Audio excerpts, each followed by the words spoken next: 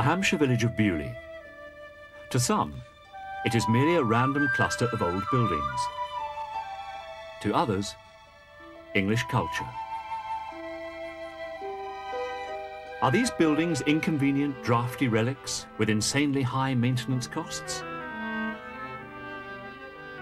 Or are they a heritage, representations of an age, tangible evidence of history that can be read like a book?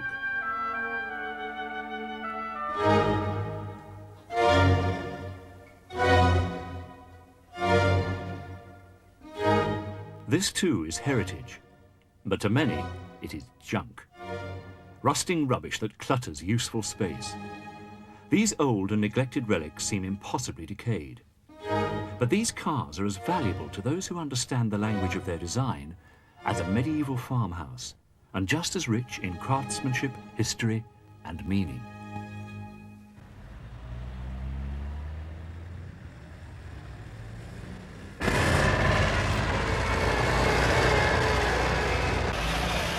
It is late summer, and the lanes around Lord Montagu's stately home at Bewley throb to the rumble of elderly engines.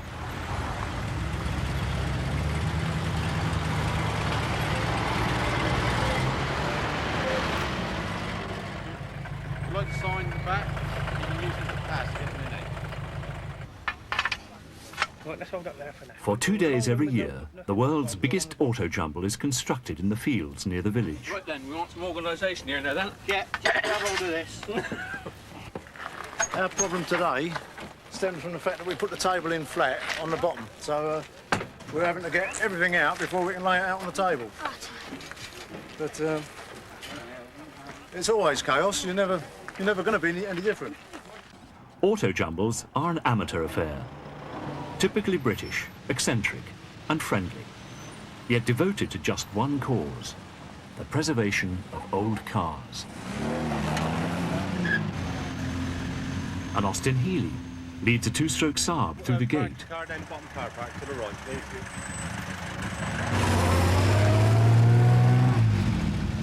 A pre-war Wolseley Hornet and breakfast.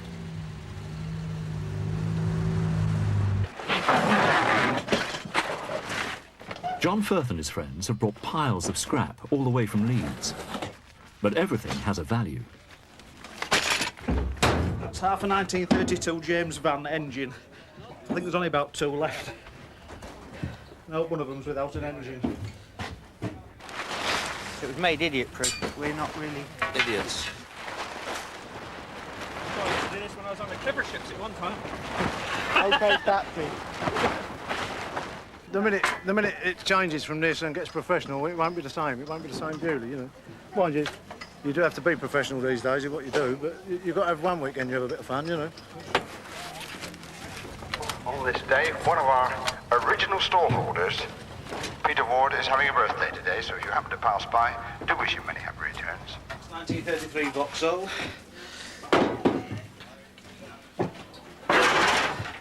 Number. Got a noise. Bentley. Bentley, half a diff. Oh, I see you are photographing it. Well done. That's Austin 12. Hey? That's Austin 12, really. It's useless. It's worth what it weighs. It's the other half of the Bentley.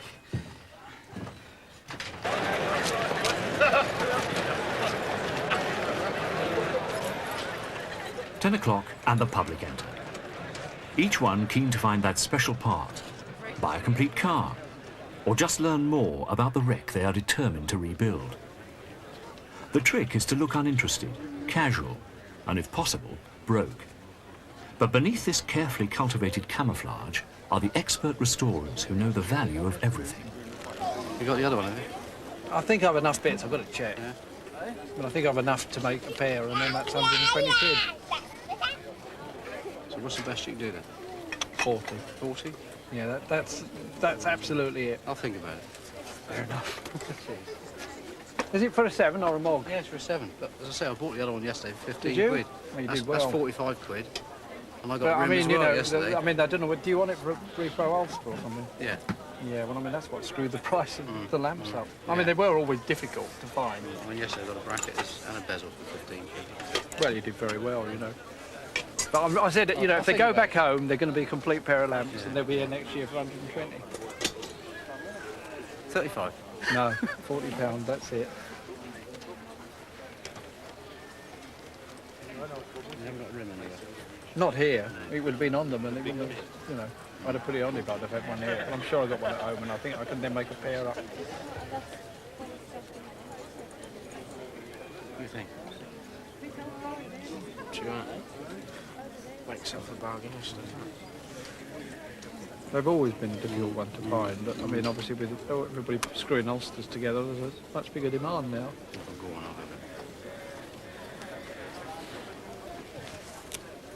it. Begrudgingly. It all depends how badly you want it. The same goes for complete, or rather incomplete, cars. The vehicle is complete. Completely oiling, yeah. For the first time, Christie's will auction rusty wrecks, rather than fully restored vehicles. Their marquee is a treasure trove of classics that have seen better days. This incomplete 1951 Jaguar XK120 Roadster has a reserve price of £12,000. One of the first Japanese classics to come under the hammer will be this 1967 rotary engine Mazda. What can I do with that? Sorry? What can I do with that? What would have been on the commune? Would have been rotary, would it? Oh yeah, that's the rotary. More conventional is Lot 17, a 1934 Wolseley Hornet Special. Everyone is interested to see what Christie's can raise on such unpromising material. One of the first in the catalogue to go under the hammer is a completely decayed Bentley, and not even a rare one at that. This car, may not entirely believe me, but was driven off the trailer into the marquee. Lot 21, the 47 Bentley Mark 6. Whoever buys it will probably end up here. This stall has been pitched at Bewley for the last 20 years. Inside these anonymous red boxes are discontinued but essential oil seals. This one here is a very scruffy looking oil seal. But very valuable. This is an Austin Big 12, heavy 12-4. 1928 to 30. Right? Although they're rusty, you see, it's been around all this time, for years and years, lying in somebody's garage. And they write to me and tell me what they've got, so I have to do a bit. But it's still usable, you see. It's cleaned up. It's not being used on a vehicle. But it's still operational, you see, because the leather inside is perfect. But it's all you can get. So one has to use it. But it's there. And being as these cars really don't do a high mileage, they only go to a show and back, does the job. Not even an oily fingerprint spoils this rather over-restored Alvis. It's one of 40 or so privately restored cars for sale, not by auction, but by price. How about £35,000 for a rare Italian classic? An Alfa Romeo Giulietta SS. Or memories of a trip to the seaside in a mid-50s Ford Popular.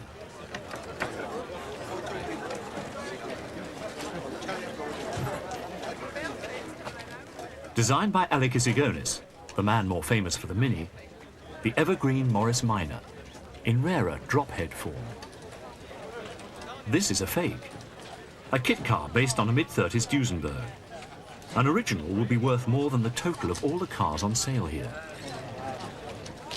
Well-restored chrome bumper MGBs are now among the most desirable British sports cars.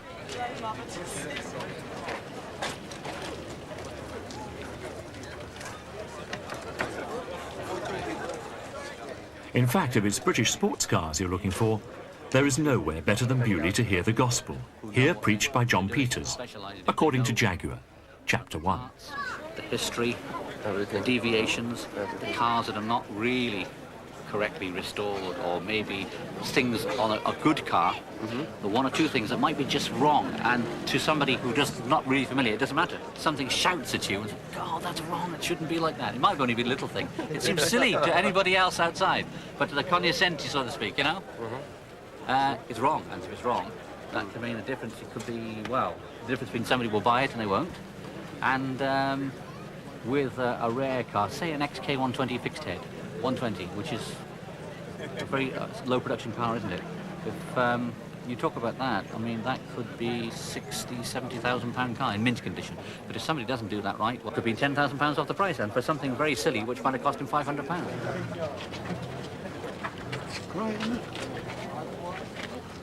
This Jaguar E-Type drophead, restored to jewel-like perfection, is going for 47,000. Real style, for about the same price as a new and anonymous executive saloon. But a classic car need not be ostentatious, or even recognisably a car. Lot 2. This is the BMW 600. Lot 2. And I have an opening offer of £400 for it, at £400. At £400, this little BMW at £400. Any advance? Yes, 450, 500. Against you, 50, 600, 50, 700, 750, 800, 850, 900, 50, 1,000. £1,000 beside me, at £1,000 beside me. You're out at the back at £1,000 for £1,000. The bid's beside me. Anybody else want it for £1,000? Selling on my left at 1,000 then. Last time for £1,000. David? Built in 1957, and probably the rarest car on sale, it's a bargain.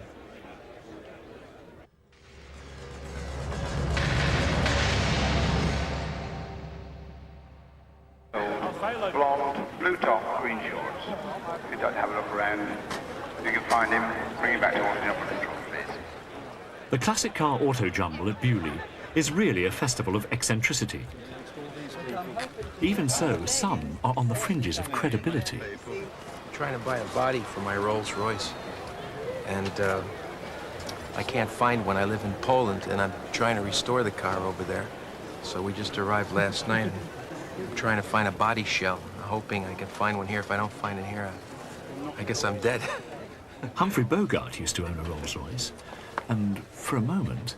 Well, I took it there because I couldn't afford to restore it anywhere else, and I got deeper and deeper involved in restoring the car, and now I'm at a point where it's so deteriorated I have to find a body shell. I'm hoping I'll find one here. No. I've got some 10s at home. If you want to go to 10s, there'll be 50 quid. Yeah. You might as well. John Barlow knows Austin Sevens inside out. Confronted with detail like this, he needs to. Pinion shaft, lock-in washer, and on the main shaft, and then the small lock-in washer where the flange is on the up the end of the pinion shaft. Not unless you can use either that or that would probably be fairly near. This is the pinion one, I think. That looks that's for the camshaft. Is it? Yeah, well, that one's the size of the small one. Oh, well, that might do. And then you I need that. a bigger one over the shaft, which is it's bigger one of those than these. two. It's bigger than those. Bigger than those two. Yeah. After that, you can only go their rear hub ones, That's ideally. right. Yeah. So. But I'll take that one then, Right. and Okay. those as well. Right.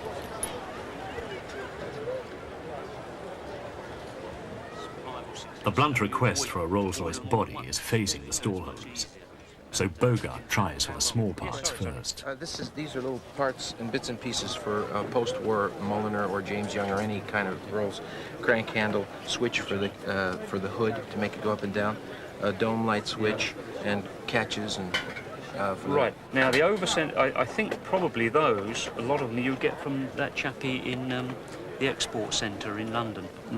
I'm trying to think of his name and I can't. If you can give me a phone Yeah. number, because there is a place in London who does a lot of post-war, and also the other people to contact is W.A. Price. Oh, yeah, Because I've they got them. break quite Yeah. a few. Yeah, I have them right here. W.A. Price. Yeah, I was going to say Yeah. they break quite a lot. Okay. And All you right. might well find How about it, a but- body but- shell? Would you have a body shell? I haven't got a body shell, no. Okay, but for a cloud. a cloud. Well, that's a cloud, an ordinary standard steel Yeah, cloud. or a Bentley Ah. S1. You know. Right. Well, certainly prices would have those. Okay. Because they break quite a lot of those. All right. And I'm certain that.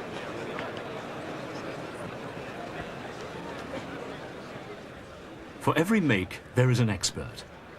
And with advice for the first-time buyer, Classic Car magazine has laid on its club editor, Malcolm Mackay. I would look first of all at the state of the sills. There's some underseal over here that is flaking off. It may be quite rusty underneath. Again, there's filler in the top of this wing. Look for all the water traps and all the mud traps. Check underneath to make sure that the chassis members are in reasonable condition. A tatty 1964 Vauxhall Viva might not be everyone's idea of a classic. It would be a shame if cars like this disappeared completely, because they are part of Britain's motoring heritage. There would be no point in just having all the exotic cars left if we didn't have the standard family cars to compare with them. A better investment surely is this, the last of the great Rovers. Or even an original Mini. It seems silly to pay £3,500 for an old Mini, doesn't it? But it's very, very nice and very, very original. It all looks as it should be under the bonnet, and all the original features in the interior, which are very nice to see. The original door pulls, the correct seat trim. These early ones were very prone to water leaks into the footwells, and that can rot them out very badly. On the other hand, it's very easy to buy all the necessary panels to repair them, and you can rebuild almost anything nowadays. Including a 1949 Triumph Roadster that once looked like this one in the auction. But choosing the right wreck to invest in is where the real expertise shows. Well, this does look a heap, doesn't it? It's Austin Shearline limousine. Very nice car in its day, but it's led a very hard life and it's in very poor condition now. This would be almost impossibly expensive to restore. The interior is all leather and it's completely ruined. The dashboard, all the wood has been affected by water and would all have to be completely replaced. A lovely character car, but unbelievably expensive to restore. And body panels will almost certainly be completely unavailable at the moment. A restoration of something like this could only be undertaken by a real enthusiast. If you had it professionally restored, it would probably cost you £30,000 to £40,000, and it would be worth about £5,000 to £10,000. The key to rebuilds is the ratio of rust to restored value. This is a completely rotten but quite rare 1936 SS Jaguar. The 1936 SS Jaguar 2.5 litre, lot 40, and I'm going to start this at £11,000. £11,000 is bid. £11,000, the Jaguar. 11,000. Any advance on £11,000? 11,000. Yes, sir. 12,000. 13,000. 14,000. 15,000. 16,000. 17,000. £17,000 against you. That's 17,000. That's £17,000. Any advance on 17,000? That's £17,000. 18,000. One more. 19,000. 20,000. At £20,000 there then, at £20,000. At £20,000 on my right. At £20,000, you're all done. Last time, for 21,000 on the telephone. Against you now, at 21 on the telephone. 21,000, 22,000.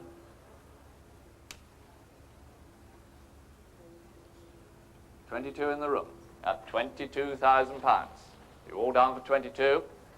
23,000 she's back at 23,000. At £23,000 now.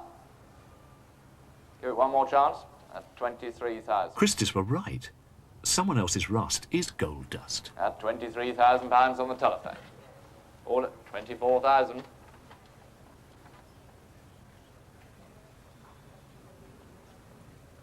24,000.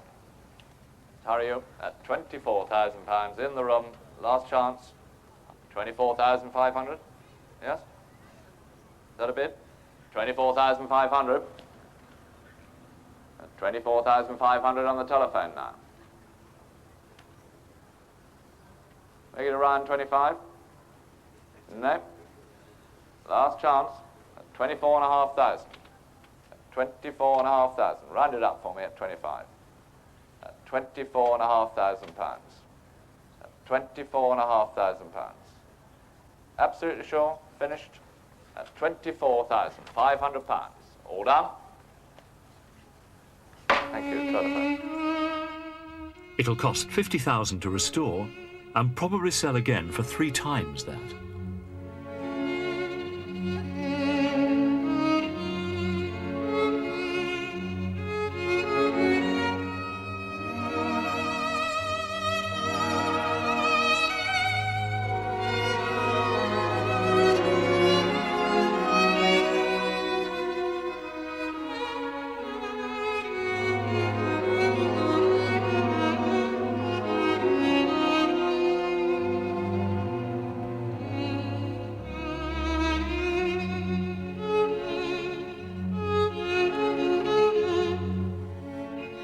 At Bewley, most people are passionate about one make of car, and sometimes just one model.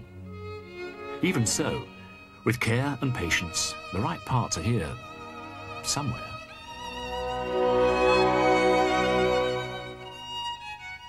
But what is the attraction of taking a box of dismantled bits and halting its decline into scrap?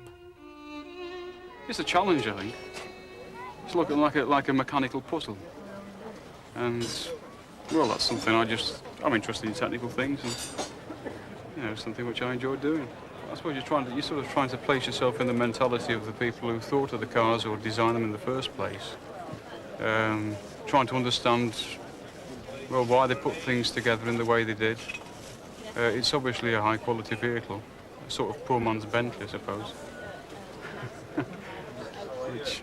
Which I can identify myself with, I suppose, rather than with a Bentley. If a pre-war Rover is a poor man's Bentley, what's an old petrol can and a model railway carriage? Toys. That's what. This is mostly a boy's world. A time warp, where lads who have to play at being men or weak can reverse into lost youth.